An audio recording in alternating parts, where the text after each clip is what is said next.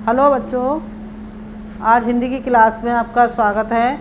आज हम अलंकार पढ़ेंगे। अलंकार किसे कहते हैं, अलंकार के कितने भेद होते हैं और आपके कोर्स में कौन से अलंकार हैं उनका आज हम अध्ययन करेंगे। तो अलंकार समझेंगे, अलंकार किसे कहते हैं। तो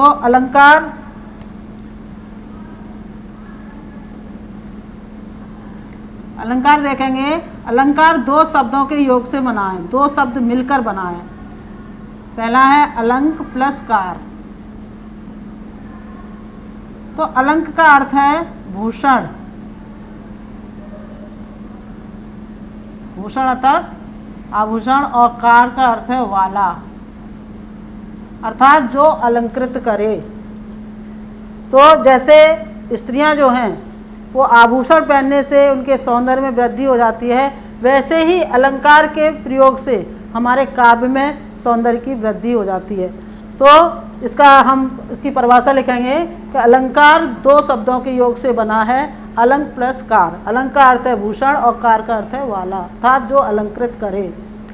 तो काव्य में सौंदर्य बढ़ाने वाले तत्वों को अलंकार कहते हैं, ऐसे भी लिख सकते हैं।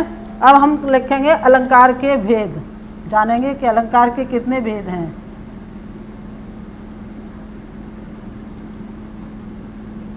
अलंकार के भेद या प्रकार, बात एक ही है। तो अलंकार के दो भेद हैं। नंबर एक शब्दालंकार,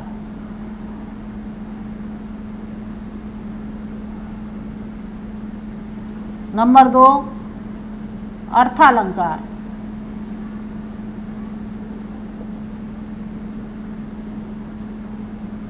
अब देखिए शब्दालंकार किसे कहते हैं, अर्थालंकार किसे कहते हैं। देखिए शब्दालंकार से ही स्पष्ट हो रहा है, शब्द के द्वारा काव्य में सौंदर्य की वृद्धि हो, शब्द के द्वारा काव्य में सौंदर्य की वृद्धि हो, सौंदर्य बढ़ जाए तो वहाँ पर शब्दालंकार है। और अर्थालंकार का अर्थ है अर्थ के द्वारा काव्य में सौंदर्य की वृद्धि हो, वहाँ अर्थालंकार कहते हैं। दोनों ही नाम से स्पष्ट हो रहे हैं। आपके कोर्स में शब्दालंकार हैं, अर्थालंकार नहीं। तो हम शब्दालंकार का अध्ययन करेंगे। शब्दालंकार की परिभाषा हो गई, शब्द के द्वारा काव्य में सौंदर्य की वृद्धि हो, वहाँ शब्दालंकार होता है। इसके बाद आप शब्दालंकार के भेद,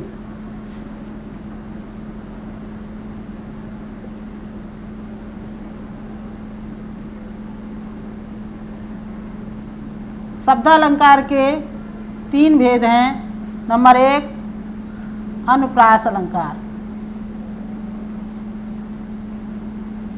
नंबर दो यमक अलंकार, नंबर तीन श्लेष अलंकार। यही आपके कोर्स में है, इन्हीं को आपको पढ़ना है। तो हम ये अनुप्रास अलंकार समझेंगे कि अनुप्रास अलंकार किसे कहते हैं।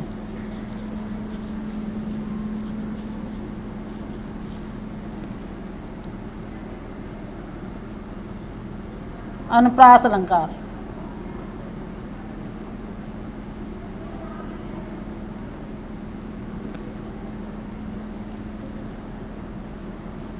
अनुप्रास अलंकार का अर्थ है व्यंजन वर्णों की आवृत्ति।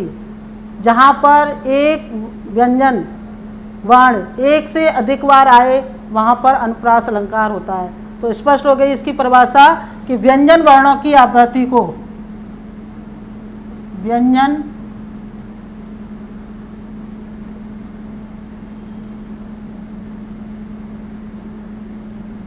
आवृत्ति को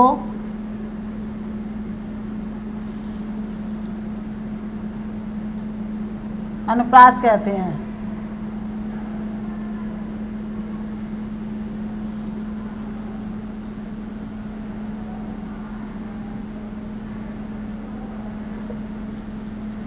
समझ में आ गई। जो व्यंजन वर्ण, कोई भी व्यंजन वर्ण है वो उसकी आवृत्ति एक से अधिक बार आए तो वहाँ पर अनुप्रास अलंकार होता है। जैसे आप समझेंगे, आप लोगों को उदाहरण याद भी हैं, जैसे रघुपति, रघुपति राघव राजा राम,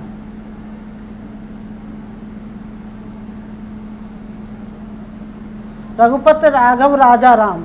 अब आप इसमें देखेंगे कि र वर्ण की आवृत्ति हुई है, र वर्ण एक से अधिक बार आया है। देखिए र, रा, रा, रा, तो यहाँ पर कौन सा लगा, एक वर्ण एक से अधिक बार आए वहाँ पर अनुप्रास अलंकार होता है। तो यहाँ पर स्पष्टीकरण भी आप लिखेंगे कि उपर्युक्त उदाहरण में र वर्ण की आवृत्ति हुई है, इसलिए यहाँ पर अनुप्रास अलंकार है। ऐसे ही तनन, तरन, तजुदा, तट, तमाल, तरवर, बहुछाए में त वर्ण की आवृत्ति हुई है। बहुत सारे उदाहरण हैं। चारु चंद्र की चंचल किरणें, आप लोगों को याद भी होगी, चारु चंद्र की चंचल किरणें खेल रही थीं जलथल में, तो इसमें च वर्ण की आवृत्ति हुई है ना। ऐसे ही दूसरा भी आप उदाहरण लिख लेंगे, तरन, तनुजा, तट, तमाल, तर, बहु, छाए। यहाँ पे देखेंगे त वर्ण की आवृत्ति हुई है, इसलिए यहाँ पर अनुप्रास अलंकार है। तो इसको आप कॉपी पर इतना करेंगे और कल अगली वीडियो में हम जो आपके दो रह गए हैं यमक और श्लेष उसको पढ़ाएंगे।